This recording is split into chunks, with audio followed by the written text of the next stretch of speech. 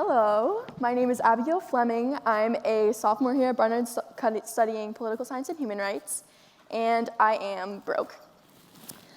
I have 2 jobs, I'm here on scholarship, and pretty much the reason I chose Barnard was so that I would not have to take out any loans. This may be a little surprising considering the median family income of a Barnard student is about $190,000, but I am here to talk about FLY students, first-gen low-income students, our unseen challenges here on campus, and how the Barnard community can help us out. So first, what's our base like on campus? So for students only admitted in the year 2023, 16% are the first in their family to attend college, and 19% are Pell Grant recipients. So this is awesome, but there obviously is a pretty desperate lack of representation, which is fine. That's how it is at most elite institutions, and we can't fix that overnight. But the thing is that Barnard loves to tout their inclusivity for first-gen low-income students. And that's all well and good, but there are programs available to us, but can anyone tell me where, for example, the FLY library is on campus? Yeah, no, it's in the top floor of the library in the very back corner, where no light reaches. So that's the attitude that Barnard takes towards being broke on campus. The mechanisms for a successful life are here. We have academic and counseling programs available to us, but what's missing is the community attitude that you can be broke and still belong here. So how can we fix this? First, I have some logistical qualms. This is a chain of emails that I sent to the financial aid office months ago that just never got responded to. And there are more where this came from. And I'm not the only student that this has happened to.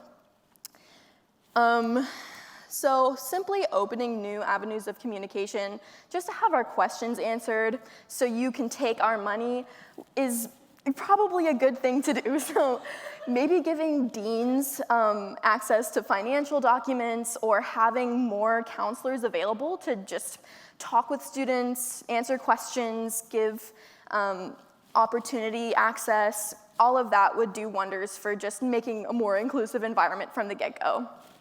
Another logistical thing we could do is examine some policies we have here that have kind of classist roots. Like, for example, our summer housing policy. If you have the means to take an unpaid internship in the summer, you get a subsidized rate on housing for the summer, which is awesome. But if you need to make money during the summer and you take a paid internship, you have to pay the full rate of summer housing, which is hefty compared to the subsidized rate. So kind of just examining these policies, ask ourselves who are the targets of these policies, why are they still here, and how could we do better? And then there are also social ways that we can do better here. The first way is through language.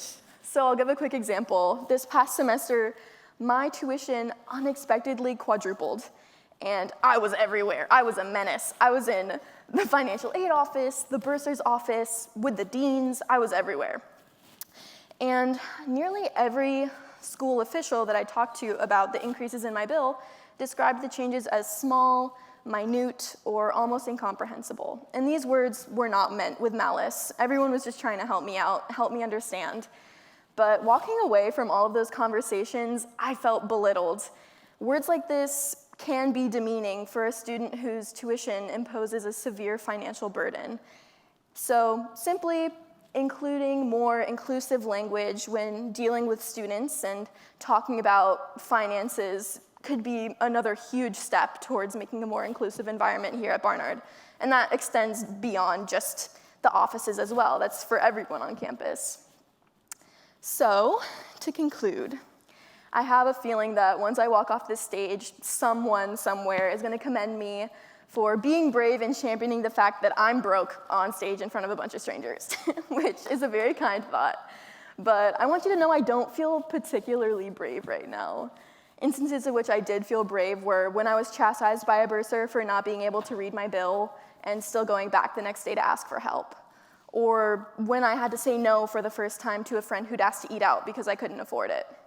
That's all to say that the bravery of being broke in a space that's otherwise very wealthy does not reside in the grand gestures or loud proclamations like I'm making now. It actually resides in the in-between moments, moments that most people here will never have to see or experience for themselves. And so my hopes going forward is that the Barnard community can take on a posture of bravery towards broke students and allowing us to more effectively be supported here. We should start to consider that fly students on campus should be more than just a statistic we whip out on campus tours or on the website, but that there are real students here that could benefit from more effective ways of support. Thank you.